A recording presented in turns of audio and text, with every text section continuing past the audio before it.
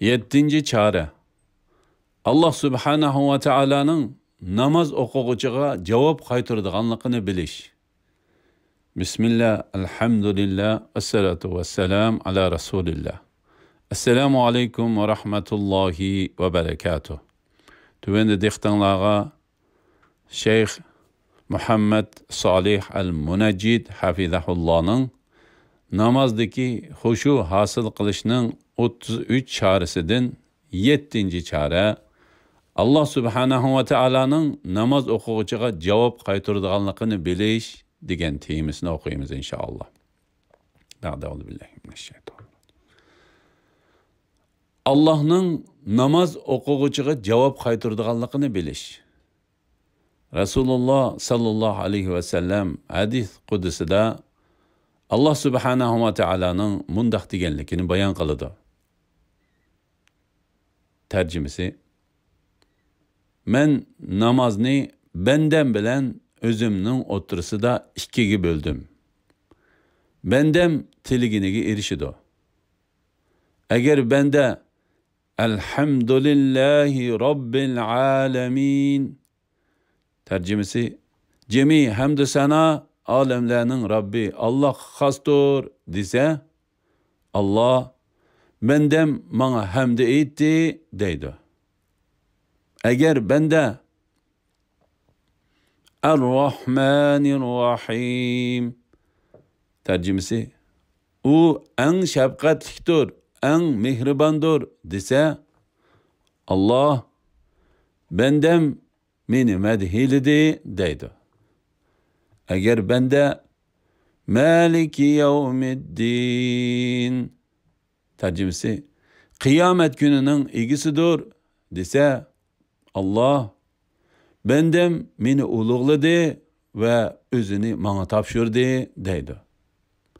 Eğer bende İyyâke na'budu ve iyyâke nesta'in, tercümesi: Sanala ibadet kılımız ve sendinle yardım tileymiz dese, Allah bu benden bilen menin aramdakisidir.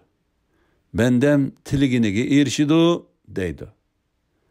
Eğer bende İhdines sıratal mustakim, sıratallezine en'amte aleyhim gayril mağdubi aleyhim veleddallin, tercümesi: Bizni doğru yolga başlagın, gazibingi yoluqqanlarning ve azg'anlarning yo'liga emas, sen in'am qilganlarning yo'liga başlagın dese, Allah bu bendem üçündür.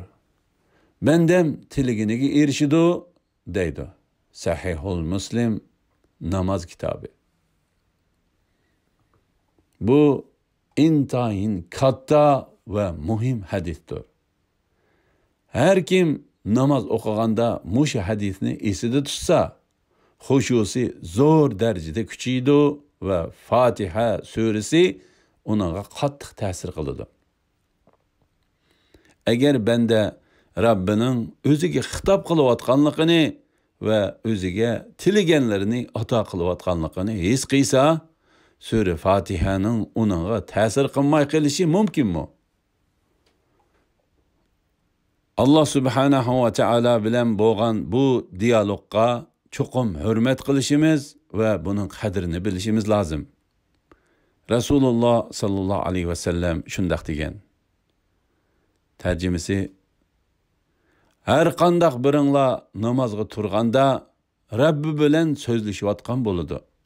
Şuna u Rabbiga qandaq xitob qilganligiga diqqat qilsin.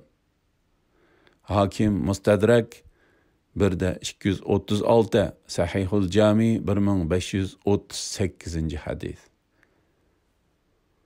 Elhamdülillah, yuqorida namazda huşu hasıl qilishning 33 çaresinden 7. çare Allah subhanahu ve Taala'nın namaz o'quvchiga javob qaytaradiganligini bilish temasini angladinglar.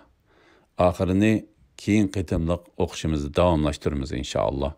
Ve sallallahu ala Muhammed ve ala alihi ve sahbihi ve sellem. Esselamu aleykum ve rahmetullahi ve berekatuhu.